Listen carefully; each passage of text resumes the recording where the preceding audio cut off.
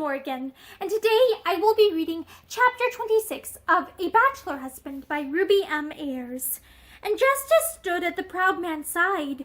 "Whose is the fault? Accuse," it cried, and the proud man answered in humbled tone, "I cannot accuse. The fault is mine own." Chris got back to Miss Chester's deserted townhouse to find young Atkins at the doorstep, staring with horrified eyes at the drawn blinds.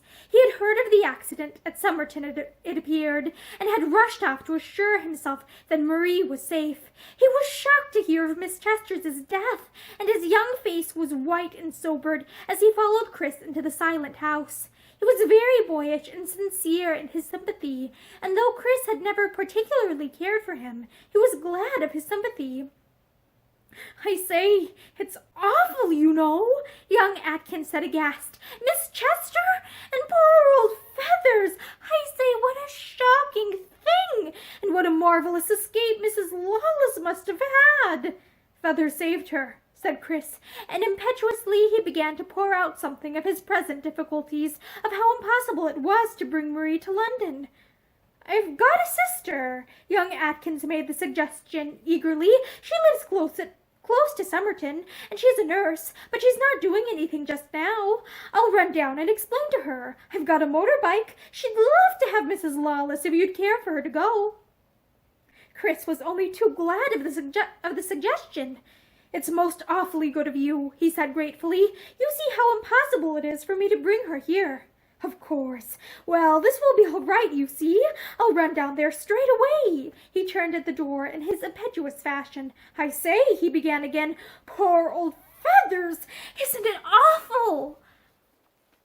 Chris could not answer, and young Atkins went on blunderingly. "I say, is it true what they say in the papers, that when they found him, someone told me, both his legs were broken, and must have been when the car turned over?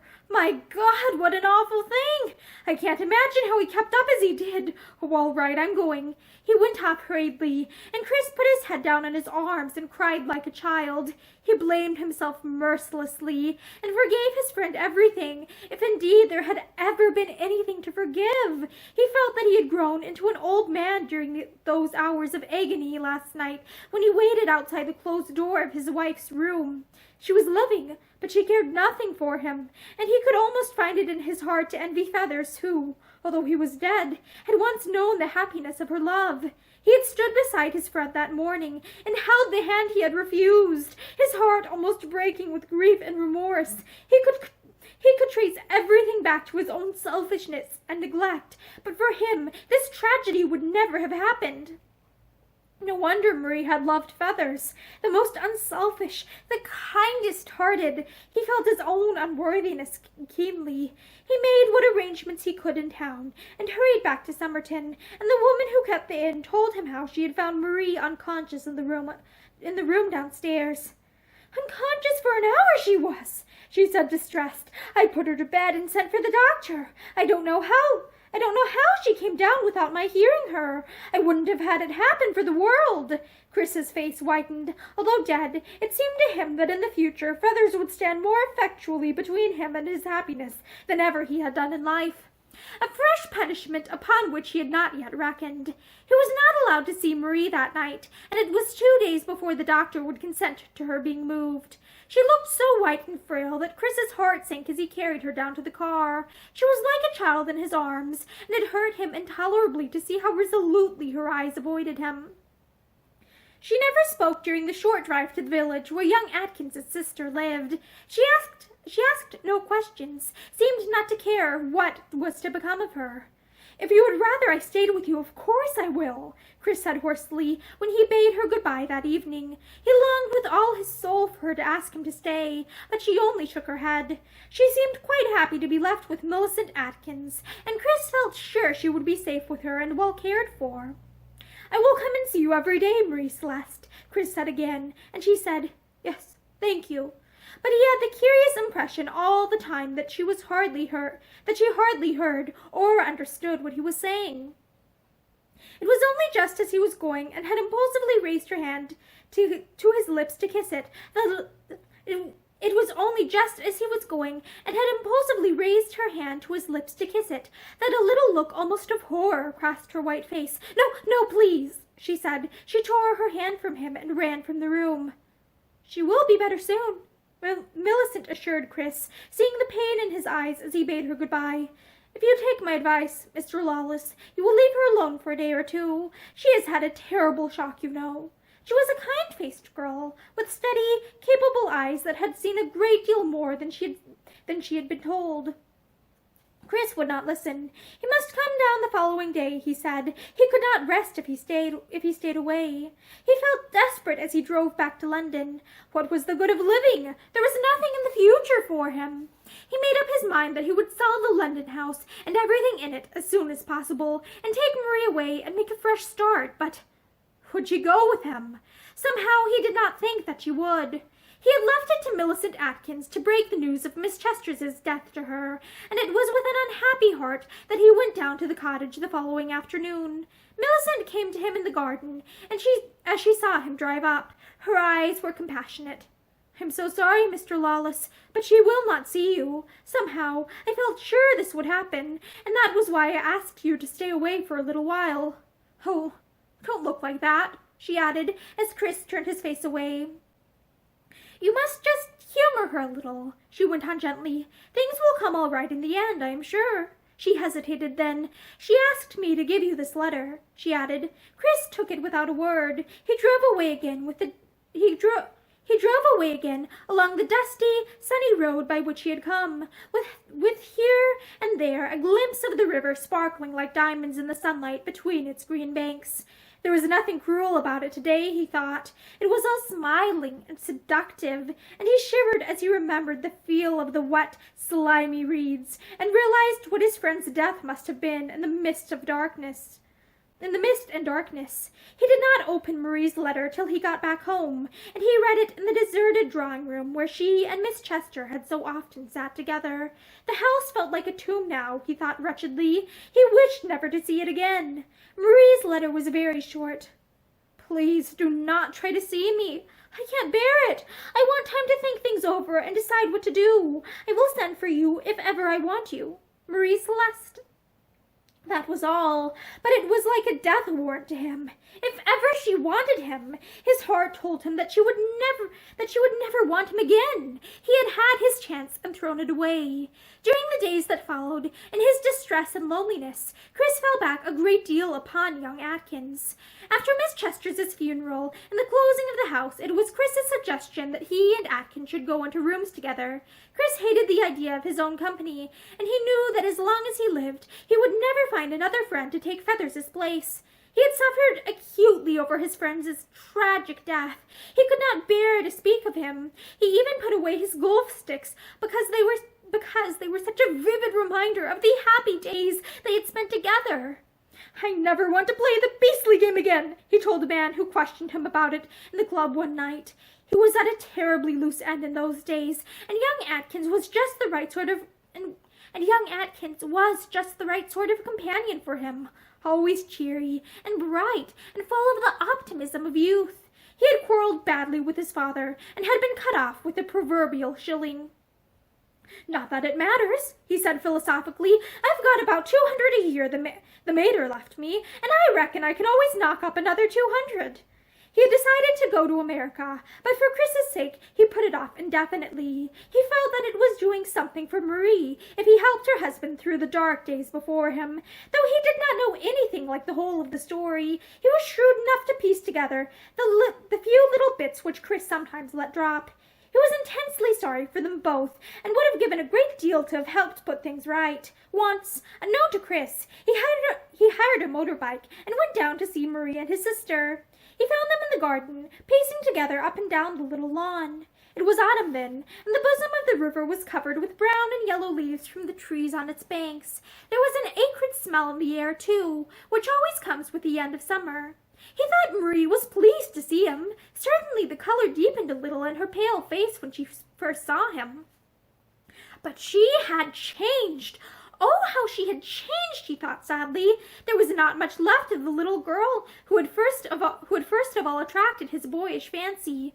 He He talked of everything under the sun, rattling on in his usual haphazard manner, and she listened gravely, sometimes smiling, but hardly speaking. He did not mention Chris, or tell her that they were sharing rooms, much more expensive rooms than he could possibly have afforded alone, but Chris had insisted on paying the difference. It was just as he was going, and Millicent had left them together for a little while, that Marie said suddenly, "Tommy, do you know that it's a month today since Mr. Dacres died?" He started and flushed in confusion. "Is it? A month? How the time flies, doesn't it?" "Yes."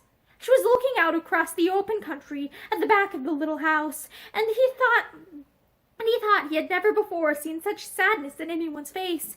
He laid a hand on hers in clumsy comfort. "It was a fine sort of death, anyway," he said in desperation. "Just the sort of death a man like Feathers would have chosen. Marie, he saved your life twice." He realized too late that he had spoken tactlessly, but to his surprise she only smiled, a wise little smile which he could not fathom. "Yes," she said softly, almost happily it seemed. There was a little silence. Then he broke out again. "It seems a lifetime since we all met for the first time down at that bally old hotel, doesn't it? You and I, and Chris, and poor old Feathers."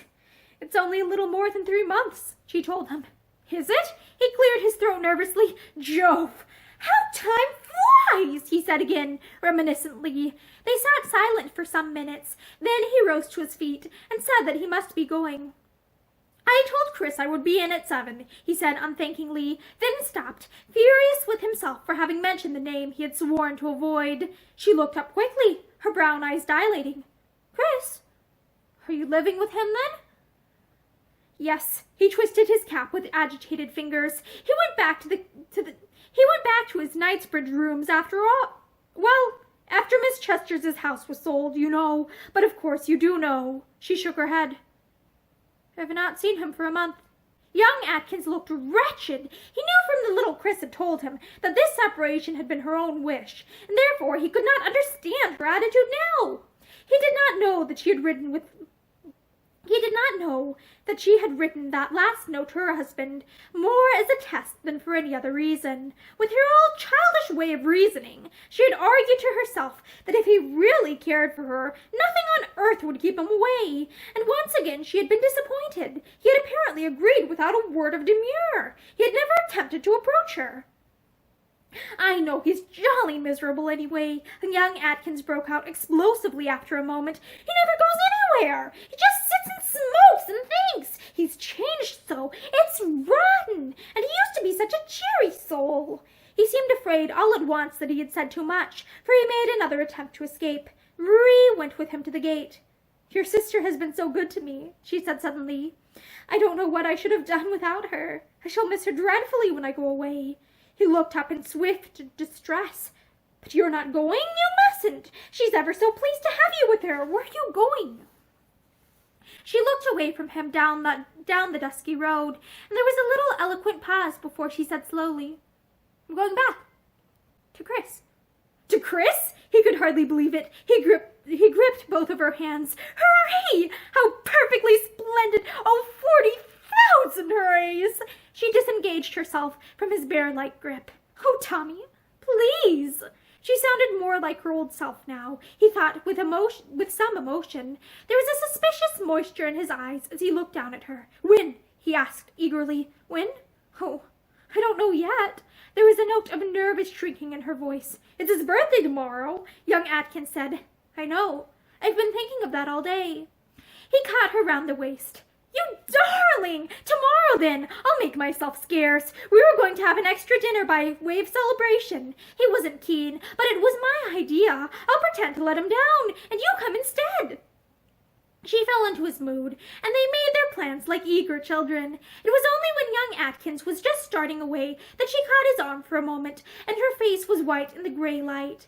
"The summer's quite gone, Tommy," she said sadly. "I often wonder if it doesn't mean that my summer has gone too, and that it's too late now."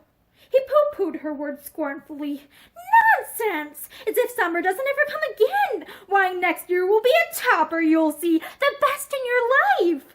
They were both silent for a moment, listening to to the monotonous lap of the river as it flowed swiftly along between its rush-grown banks.